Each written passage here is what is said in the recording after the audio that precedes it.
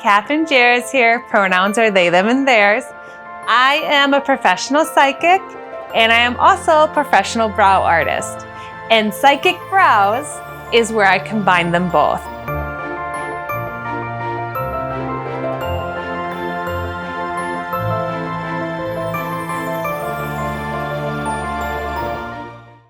Thank you everyone who's been joining in this week for our series, The Mystical Roles of Our Animal Companions.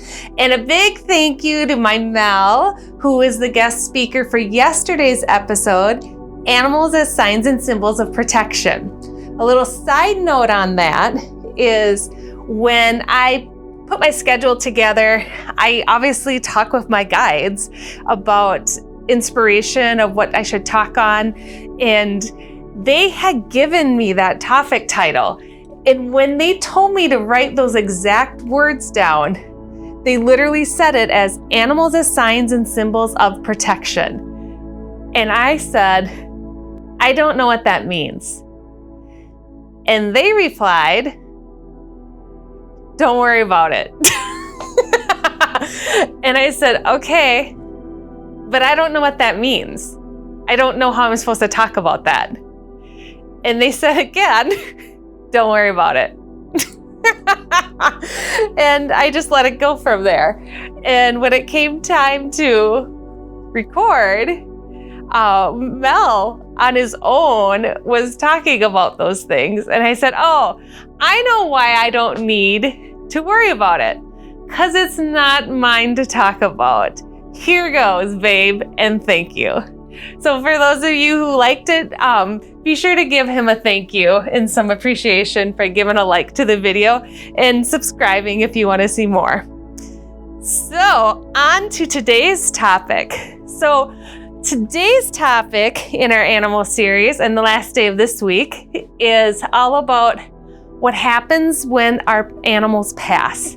Because quite honestly, it is one of the number one things that people want to know when their animal companions leave this world. They have a lot of curiosity about, do they do what we do? Do they go where we go? Is it different for them because they're animals? And then in addition to that, depending on how they passed, they often have a lot of questions with the end of it as well.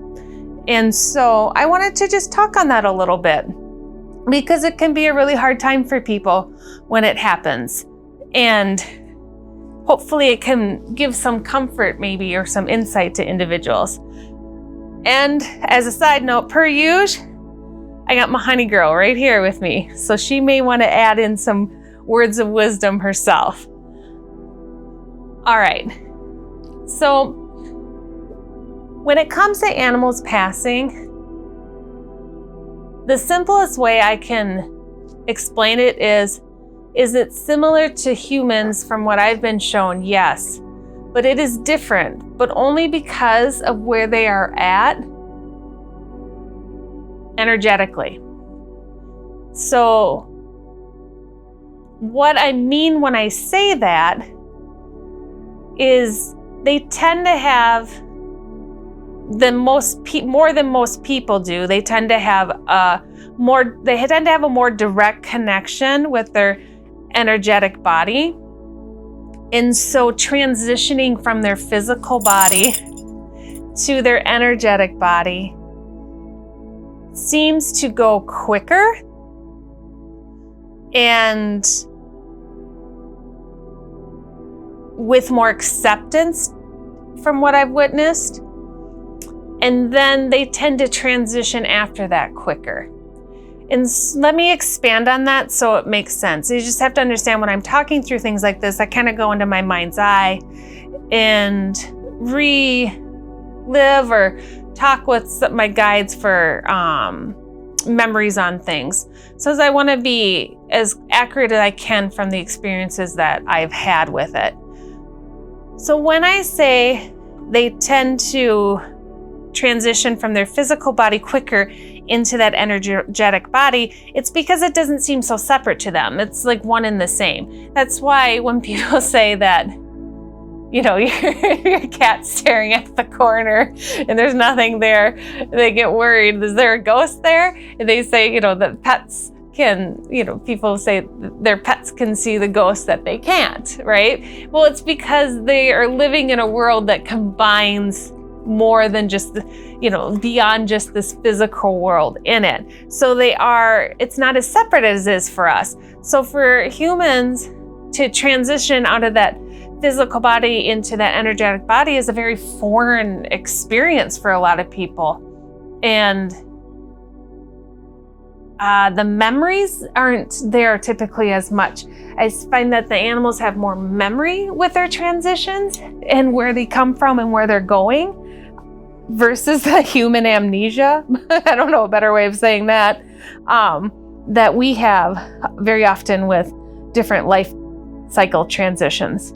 So yeah, I just find that because they're more one connected with it, they are more aware of this transition that's happening. And because I suppose there isn't that, what people have, that fear of the unknown, then they don't resist it as much, and they also just consider it as part of the journey.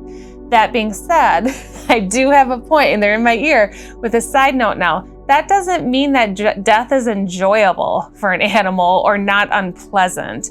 And I want to make that clear. That doesn't excuse abuse to animals or anything negative in that form, as if they transition out of it. And it's okay. That is not what is being said here. And I want to make that very clear. It's almost a better way of saying it would be they accept all the blessings of the universe as well as all the hardships of the universe, which typically come from humans. But it doesn't make it okay, and it doesn't mean they don't experience what that feels like. And I want to be really, really clear on that this is one of those moments where I'm going to say, you can't just love and light everything in the layered role under this, because that still exists for them, okay? And I hope I can explain it in a way that's tangible and that makes sense to people when I say that. So back to our pets, when that happens and they transition to that energetic body, they're typically, say they're in, which commonly what I encounter a lot is pet guardians whose pets are declining through health in their age, or, physical bodies declining regardless of age. And they are trying to make the best decisions for their pet out of love, and they get stuck with what to do when, or can they do more, or did they not do enough? And they question things a lot.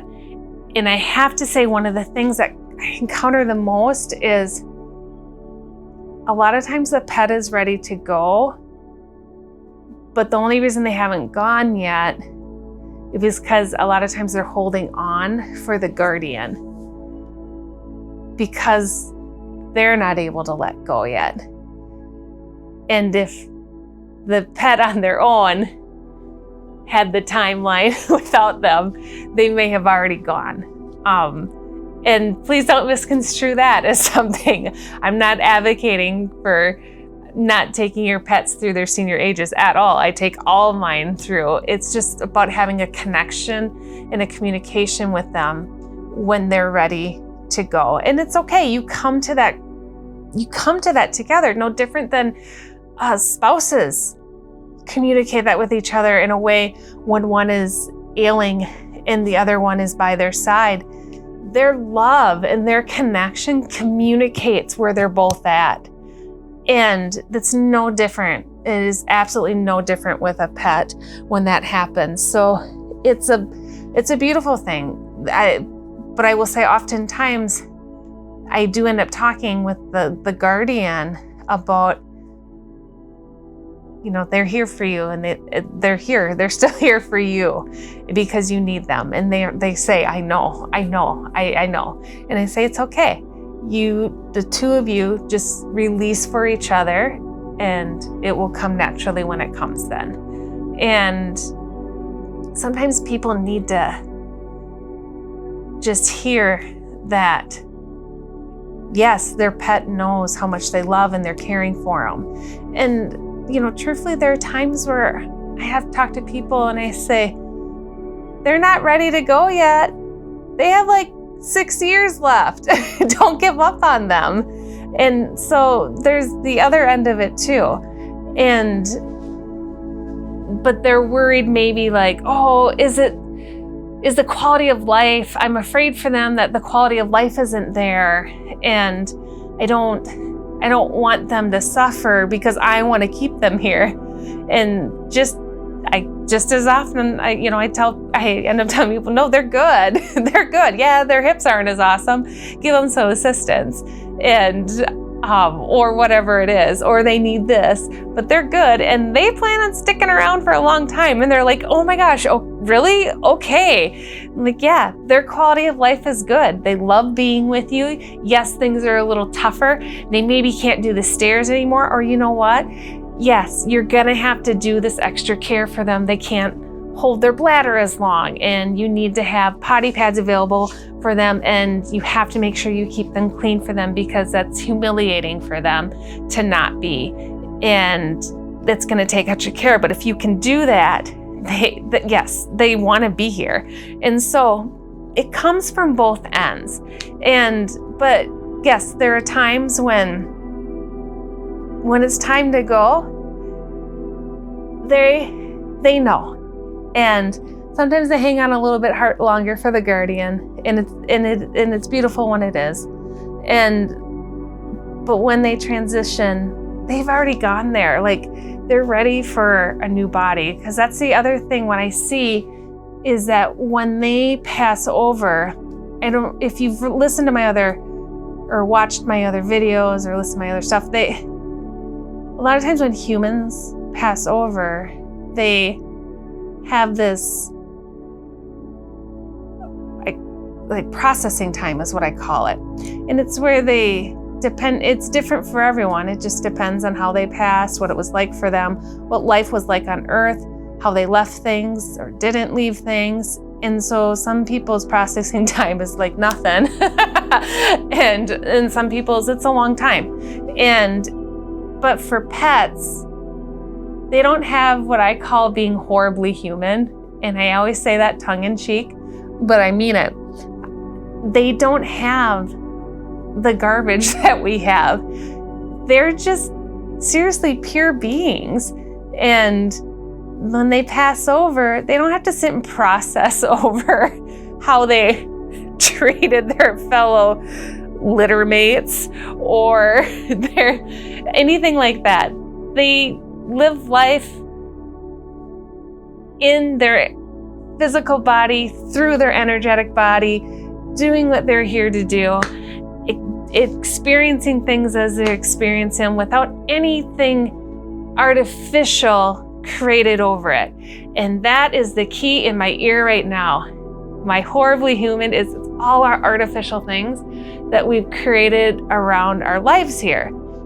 And this is not an attack on everyone. I'm in this group as well. It is part of being horribly human. We're human. And this is part of it. But because of that, when we pass over, there's typically this processing, reflection, healing time where we deal with things and hopefully learn from things. That would be the goal. And for animals, I don't see that happening because they just don't need to. And so what that means is they can transition and come back really quickly to us. And this is where it's amazing. And I've experienced this more than once. And when we lose one of our pets, it's heartbreaking.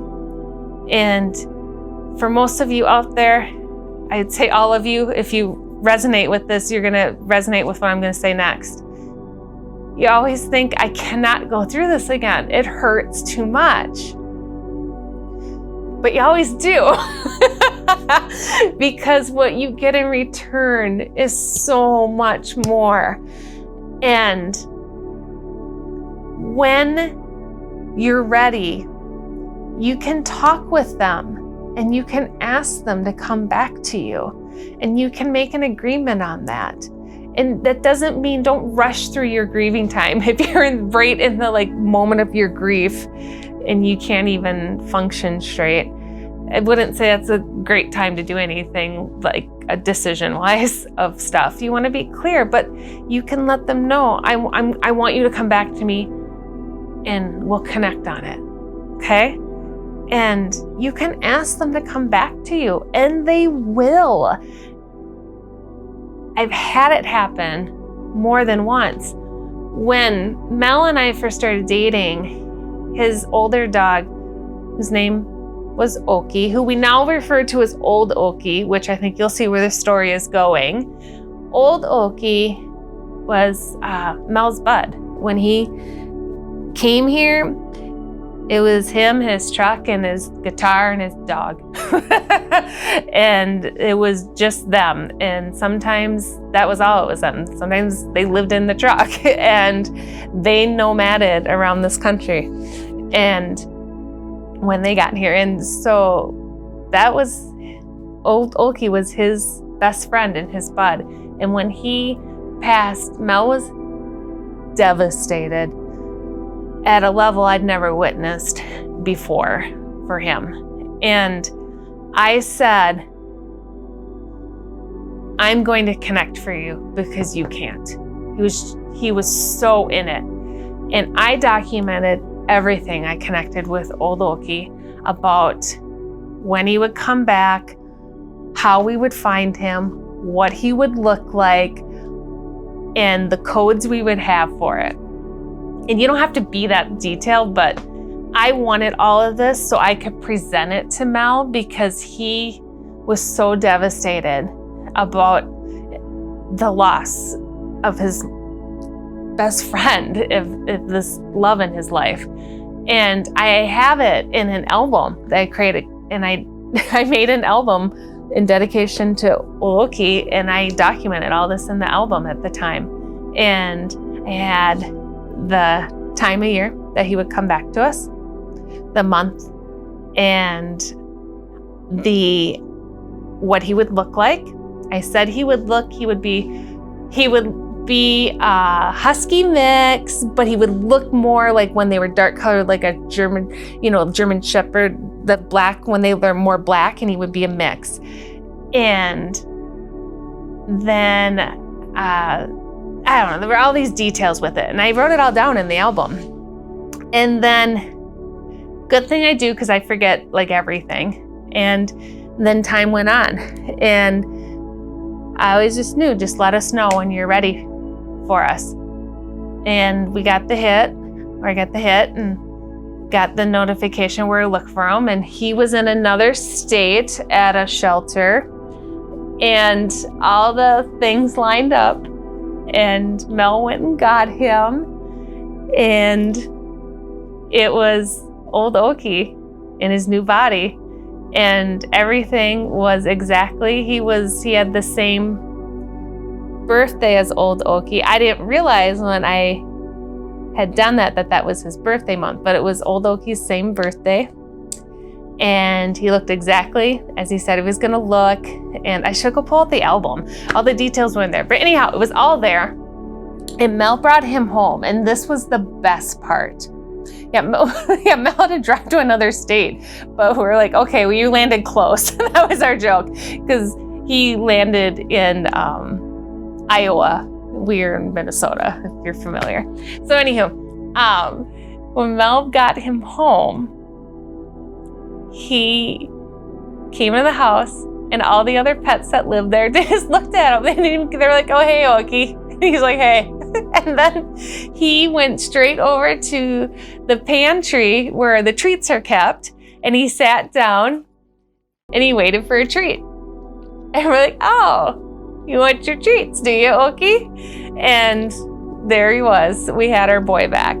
And so that's just an example when they come back to us. And they really can. I have Honey Girl right here next to me. And years ago, she was my Maddie.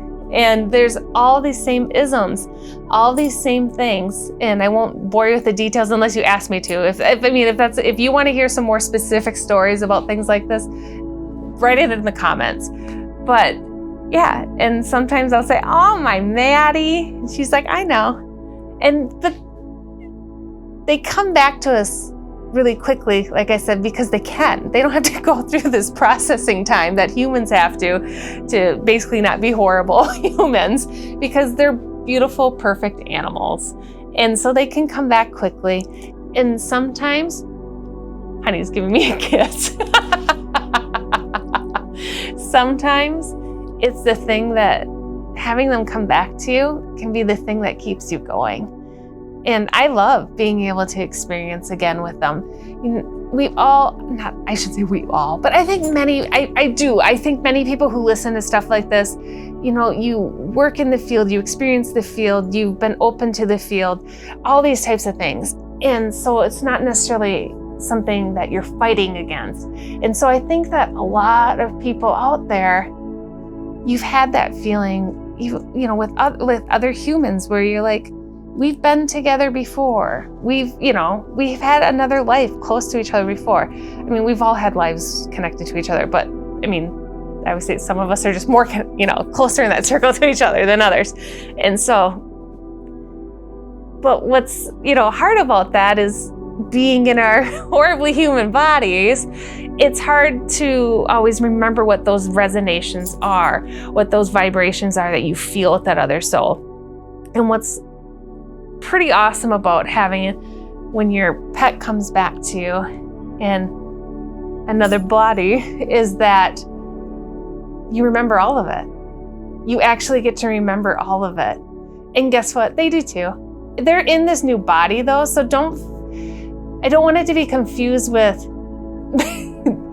they're exactly the same as they were before, because they did adopt a new body. And with that new body comes the whole molecular structure and makeup of what a body is. And that has its own memories and things with it. But they very much remember the other things too. Sometimes when I do readings for pets, it can get really bizarre. I remember the first time I got super confused. Remember I said, I learn stuff in the moment all the time. It's like horrible pop quizzes every day I do readings. It's like every day is a surprise exam.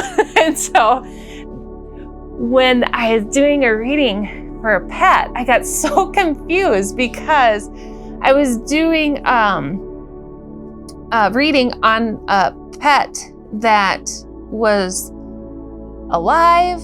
Yeah, I think that's what it was. Yes, a pet that was alive, but I was also talking with the soul of the pet from another life. Does that make sense when I say it that way? And I didn't know what was going on at first, but I'm like, I don't get it. Wait, that's you. Wait, you're here. Wait, okay. And then I was like, oh, wow, this is super wild. It was basically like doing a reading in a funhouse with a reflection of the reflection of the reflection of the reflection. And it was so tangibly connected. And that was a pretty fascinating thing to be part of. And that was the first time that it had happened to me. And I had to figure out what was going on. And luckily I have helpful guides when I'm willing to ask and be open to it. And so trying to think if I've ever had that happen with a person. And I don't know. Not where like the person's other soul came from, or the person's same other soul came forward. Not in that, not with the animal. I've had it where I've talked to a person's soul and maybe there was like, they, spoke of things, or my guide spoke of things of other soul connections of lives or whatever with this person, but I've never had it where they were actually there, all there in front of me, funhouse mirror style, like a bunch of, multiple ones.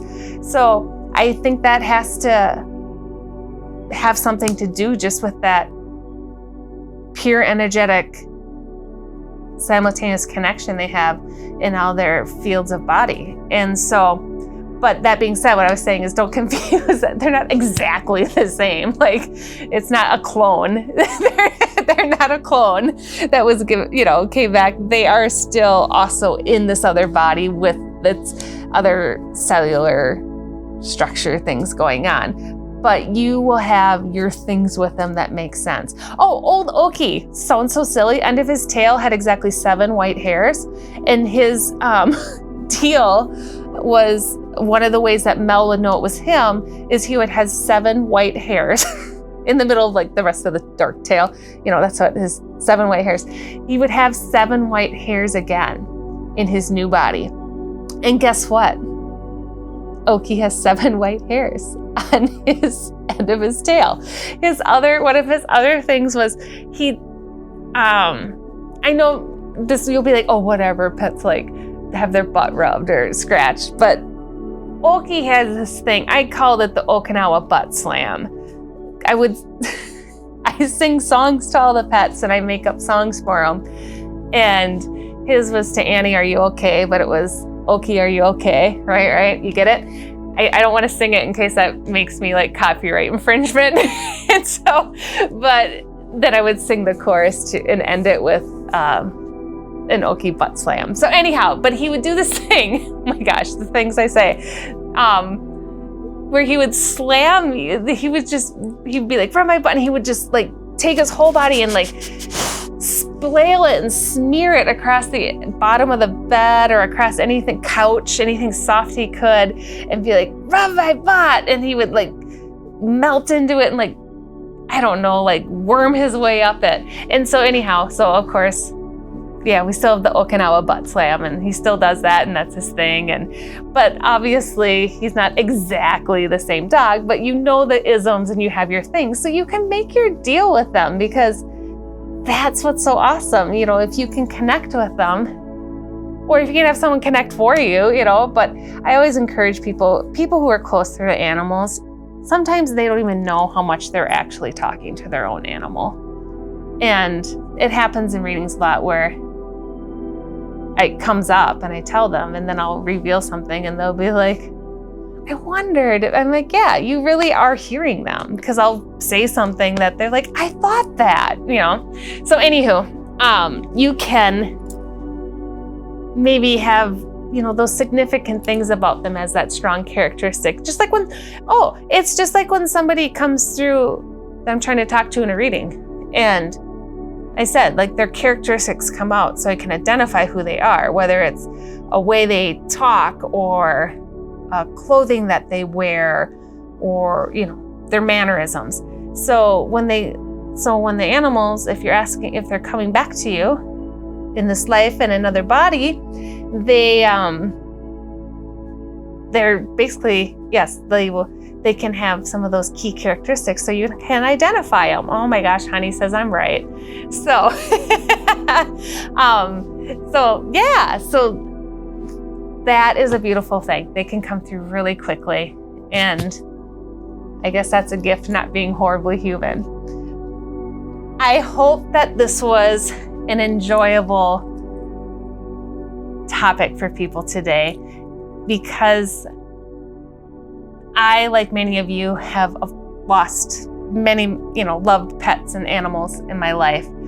And sometimes it can be really hard to speak on. But when I talk about this right now, I'm smiling so big because it is amazing. It's devastating, but when you lose them, but if they're wanting to, or in your one, it's obviously an agreement between the two of you. But to come back and to be able to experience them again is such a gift. And I hope people know that it's there and it's available because it can change your life. Okay, everyone. Thank you so much for joining me today. If you liked it, I seriously wish and hope that you subscribe so that you know about all the topics that are coming up and when they're launched. Next week's series, I hope you join us for, is all about how do you live a life as a psychic in a non-psychic job.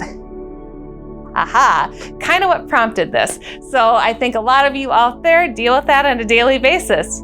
You have abilities and you have to function in a world that doesn't necessarily want to have them as a prominent part. And so I really hope you join next week. It's going to be a lot of fun, and I think that we can help each other. Take care, and I will see you soon. Hey, thanks for joining. If you like more psychic or bra-related content, remember to subscribe and hit the notification bell, and then you won't miss any episodes.